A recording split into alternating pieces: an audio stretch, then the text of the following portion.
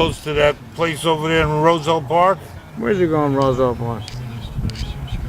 Where? What's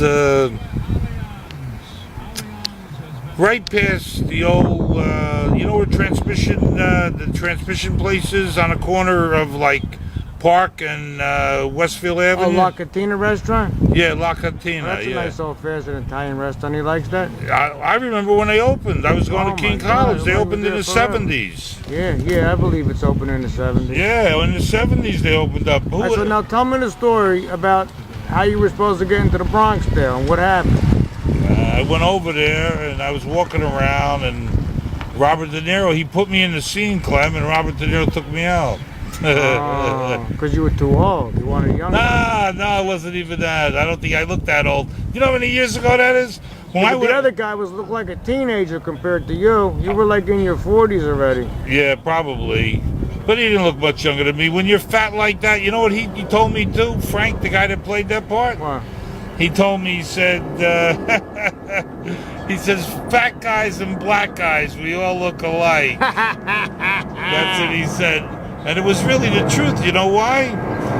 When I was walking around, there's an old Broadway star that she made some movies too, a couple of musicals back in the 50s, I guess. Yeah. And I can see her face, and I'm trying to remember her name. I think it began with a V, her last name. If you said the name, I'd say Joy Lansing, maybe? There was a Joy Lansing, wasn't there? I don't know. Sounds familiar. Yeah, anyhow, she meets me over there, and I talk to her a little bit. We're on the set. She wants to know what's going on, if there's a piece for her in there, you know? Yeah. You try to get her in there. So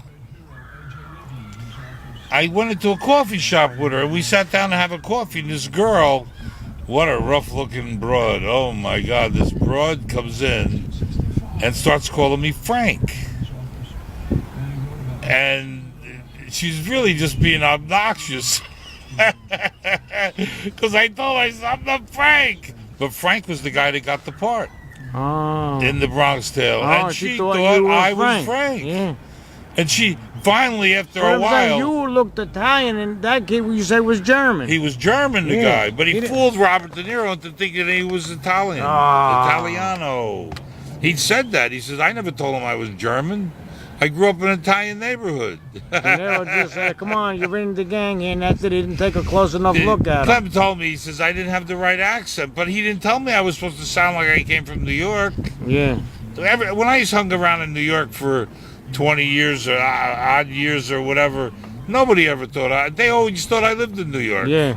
They thought I lived in New York. You They look didn't like think I it, was yeah. from New Jersey. So what, De Niro said you didn't have the right accent? And you were out 1, 2, 3. Well, that was for the part. Yeah. That was for the speaking part.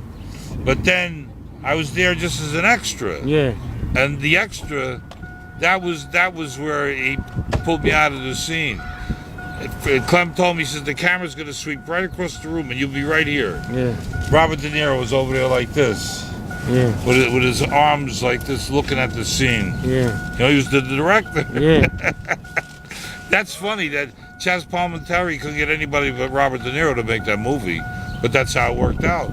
Who's Chaz Palminteri? But I know he's another actor. actor. He played the main part, and he wrote the story. Oh, that's how he got it. Yeah, he wrote the story. And De Niro was the producer. He had all the money. Well, I don't know if he actually produced it because, I mean, if he wants to do something, you'd lend him money. Anybody would, yeah. You know. You get a piece of that. So the thing is that Chaz Palminteri went to all the studio heads that he knew or he could get to, and he gave him the story. They said, great story, we'll do it. Yeah.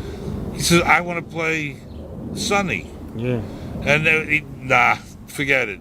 But see what Robert De Niro did? He's very shrewd, Robert De Niro. He put Clem in every scene with Sonny. Yeah. So they looked at Clem instead of him. Yeah. And that made it. Clem looked like the man, the heavy, you know? Yeah. So that's how he swung that.